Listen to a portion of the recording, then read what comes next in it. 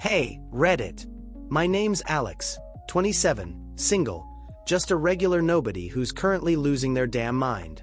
I'm typing this barricaded in my apartment, couch shoved against the door, lights off, hands shaking so bad I can barely hit the keys. Last night, I saw something that ripped my life apart, and now I don't know if I'm safe, or if I ever was. I need to get this out before whatever's coming for me gets here. Bear with me, this is gonna sound insane. It started with a late-night binge. I've been obsessed with true crime lately. Podcasts, docs, all that creepy stuff that keeps you up wondering about the world. Last night, I was sprawled on my couch, half dead from a long shift, flipping through streaming apps for something to numb my brain. I picked Cold Cases Unsolved, this gritty show about mysteries no one's cracked. Episode 14, Season 3, The Vanishing Heist Crew. Sounded like standard bank robbery drama, until it wasn't. The story was about a heist in 2003, some podunk bank in Indiana. 3 guys hit it, grabbed $300,000, but it went to hell fast. 1 got nabbed, 1 got shot dead, and the 3rd? Vanished. They flashed an age-progressed sketch of the missing guy, the narrator droning about how he's been a ghost for 20 years. That's when my world stopped. The sketch. It was my Uncle David. I'm not exaggerating. Sharp jaw, crooked nose, those icy blue eyes that always gave me the creeps as a kid. David Thompson, my mom's older brother, the family screw-up who disappeared when I was 7. Everyone said he just took off. Typical David, the drifter who'd bounce town whenever life got messy. But that sketch? It wasn't a coincidence. I rewound, paused, stared until my eyes burned.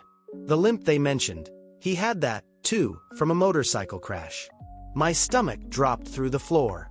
I grabbed my phone, started digging. Case files, forums, anything. There's this grainy security cam still on r/unsolved mysteries. And even through the blur, it's him. The way he tilts his head, the lanky build. It's David. I sat there, TV frozen, apartment dead quiet, and it hit me. He didn't just leave us. He ran. With $300,000 and a trail of blood behind him. If that's true, someone's been hunting him all this time, and now I've stuck my nose in it. I called my mom at 2 a.m., hands sweaty, voice shaking. She answered, groggy and pissed, but when I said, "Was Uncle David a bank robber?" she went silent. Not annoyed silent. Scared silent. Then she whispered, "Alex, drop it. Please," and hung up. That's when I heard it, a creak outside my door. 3rd floor, no cameras, middle of the night. Could have been nothing, but it didn't feel like nothing. I bolted the lock, dragged my couch over, and I've been sitting here ever since, knife in hand, jumping at every sound. I can't unsee that sketch. David's stuff is in a box in my closet. Old letters, photos, junk Mom didn't want after he split. I'm going to dig through it tomorrow, see if there's proof. But right now, I'm freaking out. Mom's reaction, that noise. It's like I've tripped a wire I didn't know existed. If David's alive, if he's out there, he's been hiding for a reason. And if someone's after him, they might be after me now, too. I'll update when I can. If I don't, well, you'll know why. I couldn't stay in that apartment any longer. Not after that creak outside my door kept me up all night. Not after Mom's terrified, "Drop it," played on a loop in my head. I'd barricaded myself in with a couch, clutching a kitchen knife like it'd save me. But by morning, I was done waiting for answers to come to me. I had to find them myself. So I dragged Uncle David's old storage bin out of my closet and tore into it, desperate to prove I wasn't losing my mind. The bin was a mess. Cracked plastic, stuffed with relics of a guy who'd vanished 20 years ago. I dumped it on my living room floor, the thud echoing in the silent apartment. Letters yellowed at the edges, Polaroids faded to sepia, a leather wallet that smelled like mildew. At first, it was just junk, a lighter engraved with DT, some loose quarters, a bar receipt from 2001 with a lipstick smudge. I was starting to think I'd imagined the whole thing, that the sketch was a fluke. Then I found the postcard, and my world tilted. It was tucked under a stack of envelopes, plain white, no stamp, just a few words scratched in black ink. Indy, March 15, 03. Meet me at the spot. D. My hands went clammy. Indiana. March 15, 2003. The heist from Cold Cases Unsolved hit 2 days later, March 17th, in a nowhere town an hour from Indianapolis. The spot. What spot? Who was he meeting? I flipped it over. Blank. No address. No hints. But the timing was too precise. Too damning. This wasn't a coincidence. It was a thread to something bigger. I kept digging, heart pounding like it'd bust out of my chest. There was a Polaroid. Me, Mom, David at some picnic when I was 5. He's got his arm around her, smirking, while I'm grinning with a toy truck. Normal family stuff, except now I'm staring at that smirk, wondering what he was hiding. Then, in the wallet, I found a gas station map of Indiana, creased and torn, marked up with red pen, circles around towns, arrows along highways, a big X on a back road near Millville. I Googled it. Millville's 20 miles from the bank that got robbed. My stomach churned. This was real. I called Mom again, hands sweaty, voice cracking. 3 times, straight to voicemail. She's never this quiet, not even when she's pissed at me. I left a message. Mom, I found a postcard and a map in David's stuff. What's going on? Call me back. Nothing. Her silence was louder than any scream, and my mind started spinning. Did she know about David? Was she hiding something, or was she in trouble? I couldn't sit still with that thought clawing at me. Then my doorbell rang. It was noon, no deliveries scheduled, no friends who dropped by. I froze, mid-pace, then crept to the peephole. Some guy stood there, 40s, scruffy beard, baseball cap pulled low. Not a neighbor, not a salesman. He rang again, knocked hard. Alex. You home. My name. He knew my name. My blood turned to ice. I didn't answer, didn't move. He waited, maybe 30 seconds, then muttered something under his breath and walked off. I peeked through the blinds. Black sedan, no plates, peeling out of the lot. That was 2 hours ago, and I've been a mess ever since. Locks triple-checked. Blinds snapped shut. Who was he? How'd he know me? My brain's a tangle of panic and questions. That postcard, the map. They tied David to the heist, no doubt. If he took that $300,000 and ran, he didn't just ditch us. He screwed over people who'd kill for that cash. Dangerous people. And now, what? Am I on their list because I watched a dumb TV show and started digging? I should call the cops. But what do I even say? My uncle might have been a bank robber, and some guy's creeping around my place? They'd lock me up for paranoia. I'm posting this because I need it out there. Proof something's happening, proof I'm not crazy. I'm going to try Mom again, and if she doesn't answer, I'm driving to her place. It's an hour away, and the idea of leaving this apartment with that sedan out there makes my skin crawl, but I can't just sit here waiting for him to come back. David used to joke, "Run fast, kiddo, or the shadows'll catch ya." I laughed then. Now it feels like he was warning me about this exact moment. If I don't update soon, assume the worst. I couldn't wait anymore. Not with that guy's voice saying my name stuck in my head, not with Mom's phone still going to voicemail every time I called. It had been 2 hours since he showed up at my door, and every second I stayed in that apartment felt like a trap closing in. I had to get to Mom, had to know she was safe. So I grabbed my keys, the postcard, the map, and a baseball bat from under my bed, because if that guy came back, a knife wasn't going to cut it.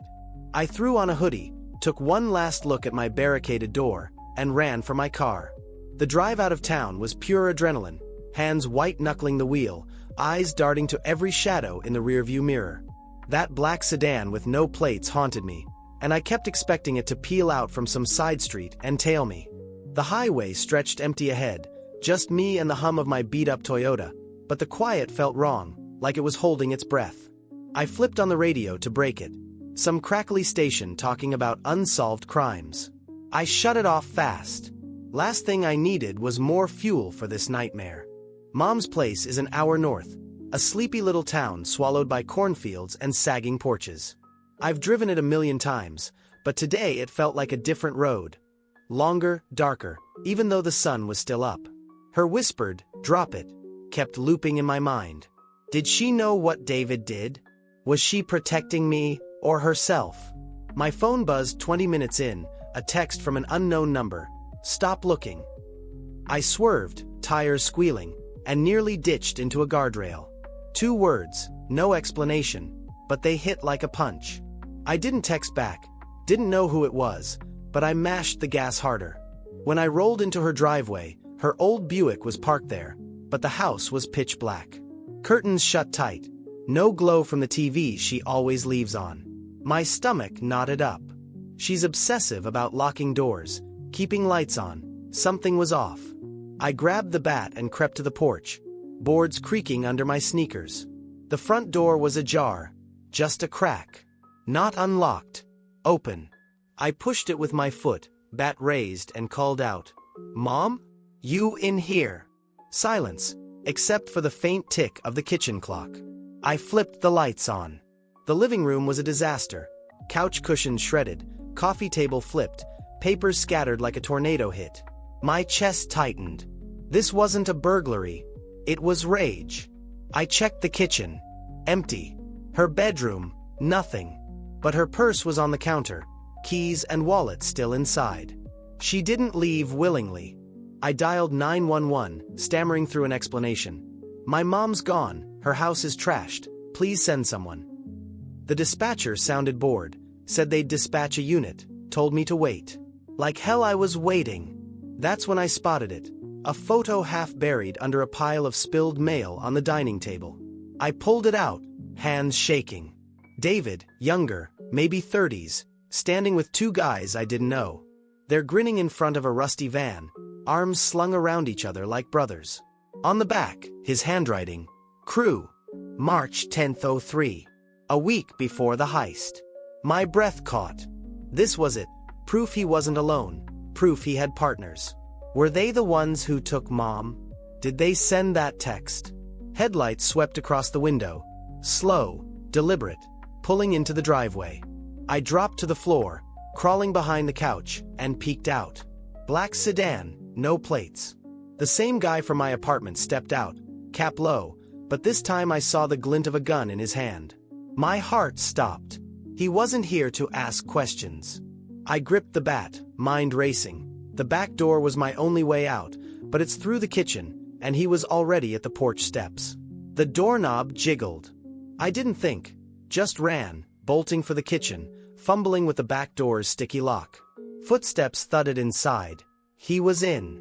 I yanked it open, stumbled into the yard, and sprinted for the woods behind the house. Branches clawed at my face, my lungs screamed, but I didn't stop until I hit the tree line and ducked behind an oak, gasping. I listened. Nothing but crickets and my own ragged breathing. Did he follow? My phone buzzed in my pocket. Another text. "You can't run forever." I shut it off, hands trembling so bad I nearly dropped it. Mom's gone, my apartment's not safe, and this guy's hunting me like an animal. I've got the photo, the postcard, the map, pieces of David's mess that might tell me who's doing this. But right now, I'm crouched in the dark, alone, with no idea where to go or who to trust. All I know is they're not stopping, and neither can I. I stayed in those woods for what felt like hours, crouched low, every rustle of leaves making my heart lurch. The guy with the gun didn't follow. At least, I didn't hear him, but that text, "You can't run forever," burned into my skull. He was right. I couldn't keep hiding in the dirt, bat in hand, waiting for him to find me. Mom was out there, taken by God knows who, and the only way to get her back was to figure out what David did, and who he pissed off. So I made a move. I crept back to my car, sticking to the shadows, half expecting that sedan to be waiting. It was gone. Driveway empty except for Mom's Buick. The cops still hadn't shown. Big surprise in a town this small, so I didn't stick around. I peeled out, the photo, postcard, and map stuffed in my hoodie, my mind racing faster than the engine. Those red marks on the map. Millville, the X, that's where I'd start. If David left a trail, it was there, and I wasn't waiting for whoever trashed Mom's place to catch up. It was dark by the time I hit the highway south toward Millville. 2 hours from Mom's, a straight shot through flat, endless fields. My phone stayed off. No more texts, no more chances for them to track me. The bat sat on the passenger seat, a useless comfort against a gun, but it was all I had. I kept seeing Mom's wrecked living room, her purse abandoned. Was she alive? Hurt. Every mile I drove, the guilt grew. She'd told me to drop it, and I didn't. This was on me. I stopped at a diner off the interstate, 20 miles from Millville. Greasy spoon vibes, flickering neon sign buzzing, open 24/7. I needed coffee, a bathroom, and a second to think. The place was half dead, a trucker nursing a burger, a waitress scrolling her phone, and me, hunched in a corner booth with the map spread out. I traced the red X with my finger, some back road cutting through nowhere. What was David marking? A hideout? The cache.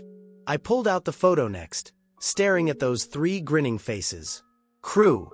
Who were the other 2? That's when the bell above the door jangled. I glanced up. Older guy, 60s maybe, weathered face, plaid jacket, limping as he shuffled to a stool at the counter. My breath caught. The limp. David's limp. I stared hard, trying to match him to the sketch, to the photo. Same build, same slouch. Was I imagining it? He ordered coffee, voice raspy, and lit a cigarette. Mom always said David smoked like a chimney. My hands shook as I slid the photo back in my pocket. Could it be him? I had to know. I grabbed my coffee, walked over, and sat 2 stools down, casual as I could manage. Long night, I said, voice steadier than I felt. He grunted, didn't look up. Yeah, roads are hell this late. Up close, his eyes, pale blue, sharp, hit me like a freight train. David's eyes. I swallowed, pushed harder. You from around here? Millville, maybe. His head snapped up, cigarette pausing midair. Who's asking? He said, low and rough. Alex, I blurted, then cursed myself. Stupid. But I couldn't stop. I'm looking for someone. Old family friend. Used to live near Millville, back in '03. His jaw tightened, eyes narrowing. Lot of folks pass through there. Don't know him. He stubbed out the cigarette, too fast, and stood, tossing a crumpled bill on the counter. Night's wasting, he muttered, limping for the door. I followed, couldn't help it, calling. Wait, you sure? Guy named David, maybe. He froze, hand on the doorknob, then turned slow. You don't want to go digging up old names, kid. Trust me. His voice was a growl, and those eyes, God, those eyes, locked on mine like he knew me. Then he was gone, out into the lot, climbing into a rusted pickup. I ran after him, but he gunned it, tail lights fading into the dark. My heart hammered. Was that him? David, alive, after 20 years? I went back inside, shaky, and checked my stuff. The photo was gone. I'd left it on the table when I followed him. Panic hit hard. Did he take it? Did someone else? The waitress was still on her phone, trucker still eating, no one else around. I grabbed the map and bolted to my car, peeling out toward Millville. If that was David, he was spooked. If it wasn't, someone else knew I was here. Either way, I was close, too close. Halfway there, headlights flared behind me, high beams blinding in the mirror. I sped up. They matched me. Black sedan, no plates. My stomach dropped. They'd found me. I floored it, tires screaming, but the road was narrow, twisting, nowhere to lose them. A mile out from Millville, they rammed me, hard, rear bumper crunching. My car fishtailed, skidded off into the ditch, and everything went black. When I came to, my head throbbed, blood trickling down my temple. The sedan was gone. So was the map. I woke up choking on dust, my car tilted in the ditch, headlights cutting through the dark like a broken beacon. Pain throbbed in my skull, blood sticky on my face, but I was alive, somehow. The black sedan was gone, no taillights, no sound, just the hum of crickets and my own ragged breathing. I fumbled for the bat, still there, wedged under the seat, but the map was missing. Stolen. They'd hit me, taken it, and left me to rot. My phone was dead, screen cracked, and the photo was long gone from the diner. All I had left was the postcard, crumpled in my pocket, and a burning need to end this. I climbed out, legs shaky, and checked the damage. Rear bumper smashed, but the engine sputtered to life when I turned the key. Good enough. Millville was a mile away, and that X on the map, some backroad I could still picture, was my only lead. David, or whoever that guy in the diner was, knew something. Mom was out there, and I wasn't stopping until I had answers, even if it killed me. I pulled back onto the road, wincing with every jolt, and drove into the night. Millville was a ghost town. Shuttered storefronts, flickering streetlights, not a soul around past midnight. I followed the memory of the map, turning off the main drag onto a gravel road that snaked past rusted silos and overgrown fields. The X had been near a bend, maybe a mile out, some nowhere spot David marked for a reason. My headlights caught it ahead, a burned-out shell of a house, charred beams jutting up like bones, swallowed by weeds. I stopped, killed the engine, and sat there, staring. Something about it felt wrong. Too quiet, too still. I grabbed the bat and stepped out, gravel crunching under my boots. The air smelled like old ash and damp rot. The house was a ruin, roof caved in, windows gone, but a faint path led around back, worn enough to suggest someone still came here. My gut screamed to leave, but I couldn't, not with Mom's life on the line. I followed the path, bat raised, and found a storm cellar, door ajar, padlock dangling broken. My breath hitched. This was it. I pulled the door open, hinges screeching, and descended into the dark. The stairs were slick, the air thick with mildew. My phone was useless, so I flicked on my car keys' tiny flashlight, barely enough to see. At the bottom, a concrete room opened up. Shelves of canned food, a cot, a duffel bag in the corner. Someone had been here, maybe still was. I crept to the bag, unzipped it. Stacks of cash, faded and brittle, bundled with rubber bands. Hundreds, maybe thousands. My hands shook. The heist money. David's haul. A noise, footsteps, snapped me out of it. I spun, light catching a figure in the doorway. The man from the diner, plaid jacket, limp, gun in hand. Up close, there was no doubt. Those pale blue eyes, that crooked nose. David, I whispered. He didn't flinch, just stared, face hard.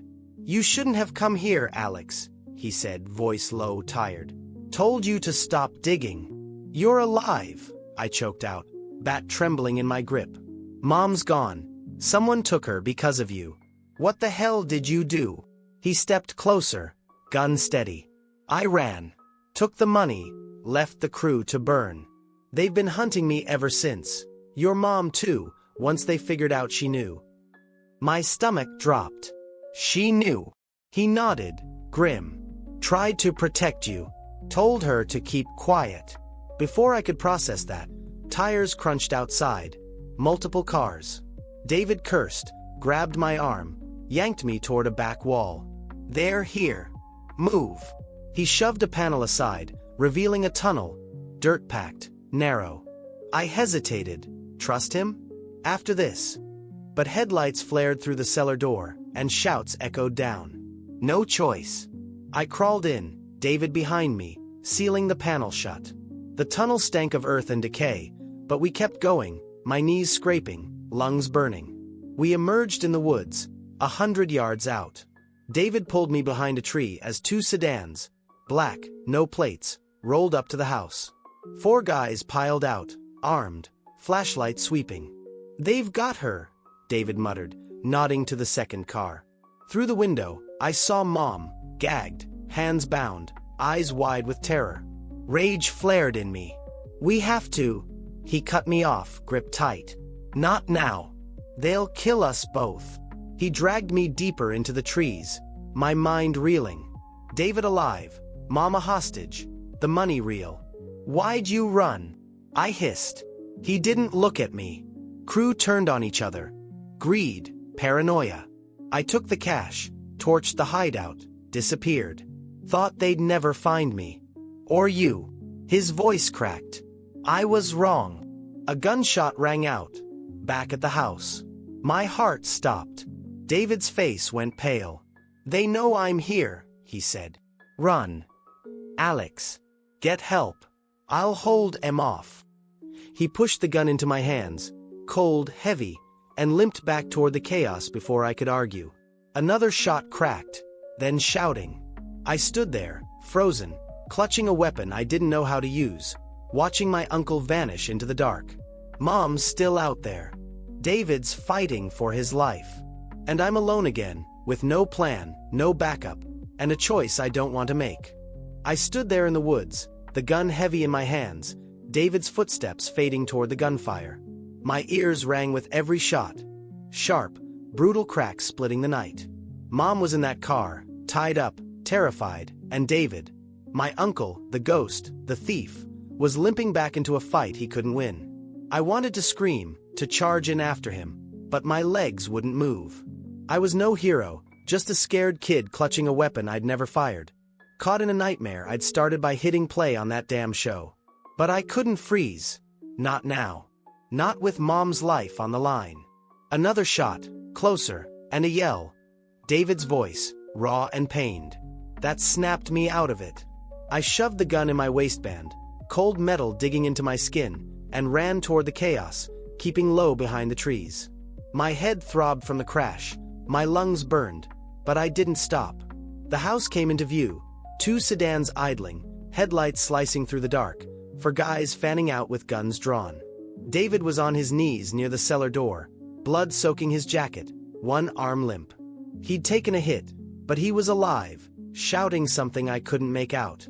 I ducked behind a rusted tractor, peering out. The guy from my apartment, the scruffy one with the cap, stood over David, pistol aimed at his head. "Where's the cash, Thompson?" he snarled. David spat blood, grinned through it. "Gone. Burned it years ago." A lie. I'd seen it in the duffel, but it bought time. The guy cursed, raised the gun higher, and I knew I had seconds. Mom was still in the car, driver's side unguarded. If I could get to her. I bolted, staying low, weaving through shadows. The men were focused on David, yelling, kicking him, too busy to notice me circling wide. My heart pounded so loud I thought they'd hear it. I reached the sedan, passenger door cracked open, and slid in beside Mom. Her eyes widened, muffled cries behind the gag. "It's me," I whispered, fumbling with the ropes on her wrists. She shook her head, frantic, nodding toward the house, warning me, but I kept going, fingers slippery with sweat.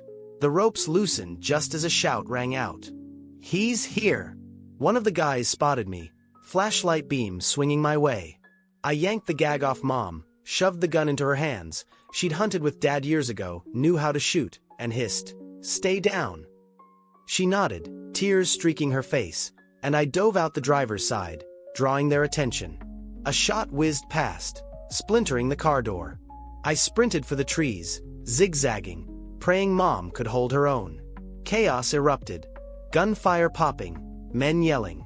I glanced back. David was up, tackled the cap guy, both grappling in the dirt. Mom fired from the car, wild but enough to scatter the others. I reached the woods, turned, and saw it play out like a movie I couldn't stop. One thug went down, clutching his leg. Mom's shot. David wrestled the gun from his guy, fired point blank, and the man crumpled. But the last 2 closed in, and David was too slow, too hurt. A bullet caught him in the chest. Once, twice. He staggered, fell, didn't get up. "No!" I screamed, voice breaking, but it was drowned by more shots. Mom kept firing, pinned in the car, until a bullet shattered the windshield. She slumped, silent. My world stopped, everything blurred, sound fading to a dull roar. I ran back, blind with rage, no plan, just the gun in my hand I didn't know how to aim. The last 2 turned on me, faces hard, weapons raised. I pulled the trigger, once, twice, wild shots into the dark. One hit, guy dropped with a grunt. The other fired back, grazing my arm, hot pain searing through me. I stumbled, fell, scrambled behind the car.